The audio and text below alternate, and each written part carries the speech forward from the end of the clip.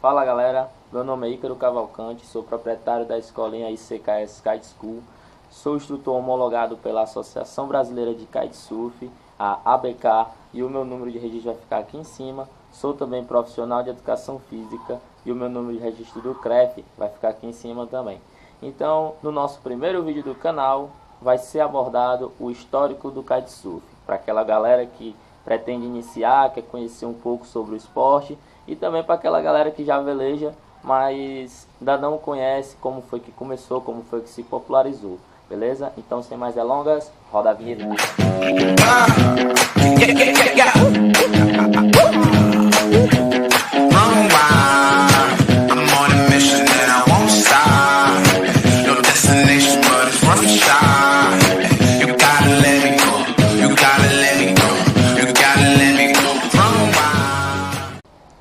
Fala galera, vamos dar início ao nosso primeiro vídeo do canal, onde vamos falar um pouco sobre a história do kitesurf, né? Então, para começar, vamos entender o que é o kitesurf. O kitesurf ele é um desporto aquático, onde o nosso velejador, atleta ou então praticante, do jeito que você preferir chamar, ele é rebocado por uma pipa, né? Em cima de uma prancha, ele é rebocado por uma pipa, certo? Então, assim, essa pipa ela tem tamanhos diferentes, de acordo com o peso da pessoa, de acordo com o vento e tal. Então, a priori, eu vou logo dizendo para você que pretende iniciar no kitesurf, ele é um esporte seguro. Sendo que você tem que procurar um profissional qualificado para lhe dar aula, certo? Para ele lhe botar num kite, numa pipa ideal para você e você não se machucar. Esclarecendo outra dúvida também da galera aí que quer iniciar o kitesurf, no contrário do que todo mundo pensa aí, o pessoal, os leigos, né? O kitesurf é um esporte que você tem que ser mais delicado, né? Não é um esporte que você tem que ter muita força. A força às vezes ela atrapalha no seu desempenho. Então, voltando aqui para a história do kitesurf, né? As pipas elas foram criadas há mais de 2000 anos atrás. Os chineses já utilizavam ela como forma de tração, para tracionar navios que carregavam uma carga muito pesada, então eles utilizavam esse tipo de tração, né?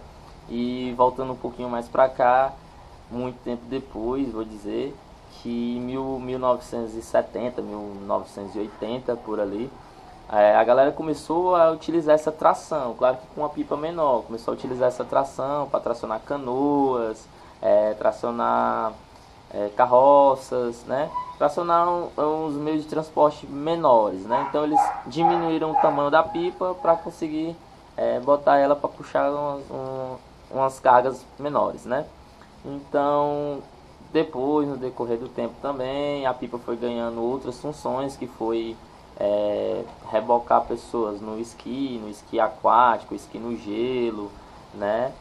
E ali em meados de 1980, mais ou menos, o suíço Andres Kuhn, né? Ele foi o que chegou mais perto de inventar o kitesurf moderno, que é o kitesurf que a gente pratica hoje em dia.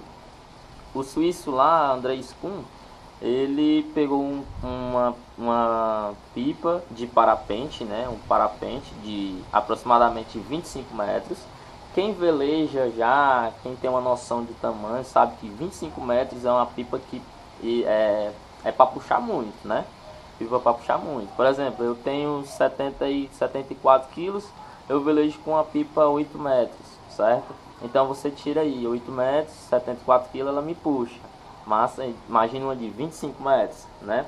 Uma pipa que puxa bastante.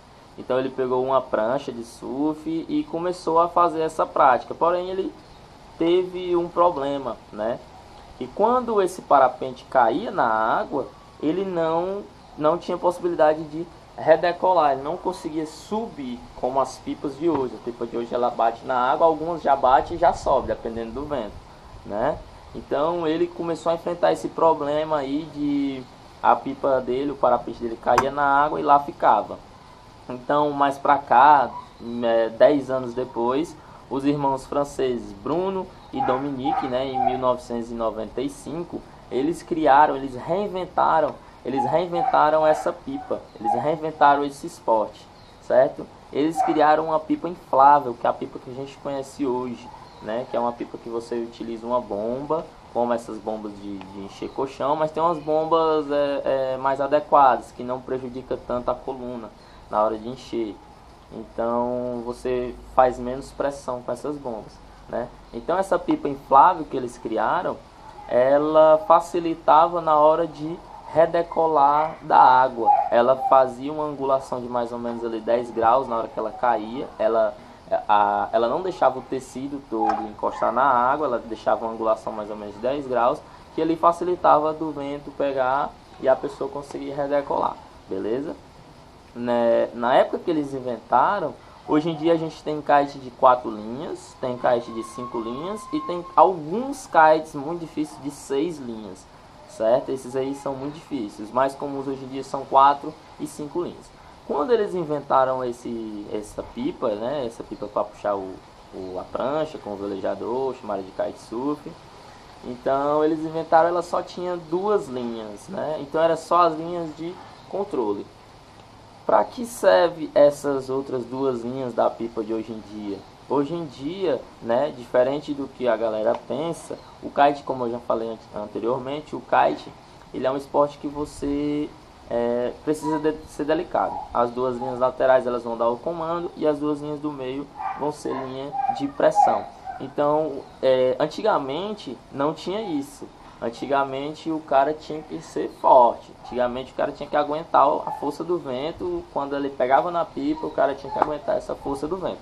Para conseguir arrastar ele tinha que segurar mesmo, ou então soltar. Se ele não aguentasse, ele soltava. Hoje em dia, eu brinco muito com os meus alunos, e eles comigo, né, eles já me veem, relaxa a barra. Por quê? Essa expressão, ela vem das pipas agora de hoje em dia. Porque se você puxa a barra para você, ele vai dar mais pressão. Então se você relaxar a barra, ele vai dar menos pressão. Então isso foi uma inovação, que é basicamente o kite de hoje em dia. Ele tem essas 4 linhas, ou tem 5 linhas, ou 6 linhas, né, que é mais difícil. Voltando lá para os irmãos lá, Bruno e Dominique, né? Como o suíço André Kuhn, eles também enfrentaram um grande problema, mas o problema deles, na verdade, foi de fabricação. Como quando eles inventaram o esporte, né, como eles inventaram essa pipa, o windsurf, que é aquela prancha que tem uma vela como se fosse uma jangada, né, que puxa o velejador, ele vai em cima da prancha, segurando na velazinha, como se fosse uma jangada mesmo. Esse esporte ele estava em alta. Então os patrocinadores eles não queriam, né, investir em outra coisa, Daí o campeão mundial Nash, hoje em dia tem até a marca dele, Nash Kiteboard, né? Ele praticou uma vez o kitesurf, né, e se apaixonou pelo esporte. Então ele foi o primeiro investidor dos irmãos lá, ele foi o primeiro investidor, fabricou os kites e tudo. E hoje em dia o kite ele é um esporte que cada vez mais cresce, a tecnologia do kite cada vez mais cresce, certo? E essa é um pouco da história do kitesurf, espero vocês aqui no próximo vídeo. A gente vai falar um pouco sobre os equipamentos e dar início ali às primeiras aulas, de como as primeiras aulas de kitesurf, galera. Então, valeu, beijo aí, fique com Deus e até a próxima.